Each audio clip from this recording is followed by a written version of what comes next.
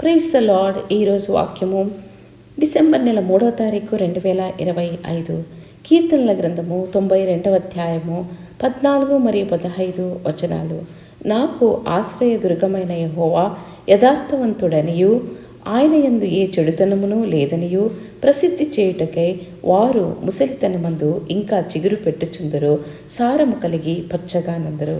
క్రీస్తునందు ప్రియమైన సహోదర సహోదరులారా, కొంతమందిని మనం గమనించినట్లయితే ఎంత వయసు పెరుగుతున్నప్పటికీ వృద్ధాప్యపు ఛాయలు వారిలో కనిపించవు. వారికి అంత వయసు ఉందా అని మనం అనుకుంటాం.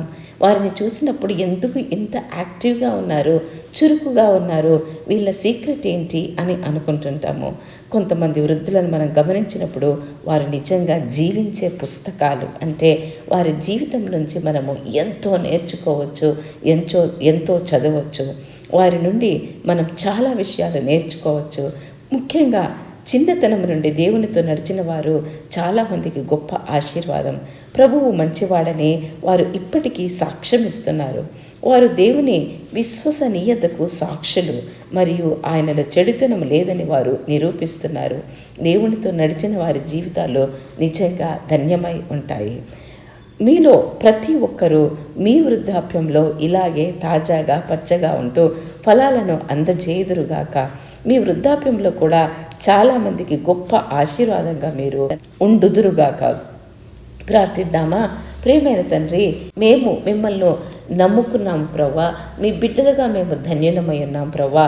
యేసు ప్రభు రక్షకులుగా కలిగి ఉన్నాము తండ్రి. మాలో ప్రతి ఒక్కరిని కూడా మంచి ఆరోగ్యం ఇచ్చి కాపాడండి. వృద్ధాప్యం వరకు మా చేయి పట్టుకుని నడిపించండి. మీ విశ్వసనీయతకు మేము సాక్షులం ప్రవ్వా.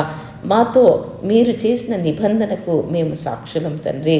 అనేకులకు మేము ఆశీర్వాదకరంగా ఉండునట్లు వృద్ధాప్యములో మంచి ఆరోగ్యముతో ఇంకా మీ యొక్క సువార్తను ప్రకటిస్తూ మీ యొక్క విశ్వసనీయతను తెలుపుతూ యేసు ప్రభు గొప్ప దేవుడని, ఆయన నమ్ముకున్న వారికి నిజంగా అనేక ఆశలు ఈ జీవితంలోనే కాదు మరణాంతరం కూడా ఉంటాయని ఇతరులకు తెలుపుతూ మేము పచ్చగా చిగురిస్తూ ఉండులాగున మాలో ప్రతి ఒక్కరిని దీవించమని యేసు ప్రభు నామములో ప్రార్థించి పొంది ఉన్నామని నమ్ముచున్నాం తండ్రి. Amen, amen, amen. చిరునవ్వు నవ్వు యేసు మీకు సుదీర్ఘమైన, ప్రశాంతమైన, ఆరోగ్యకరమైన జీవితాన్ని ప్రసాదిస్తారు. దేవుడి మిమ్మల్ని దీవించునుగాక.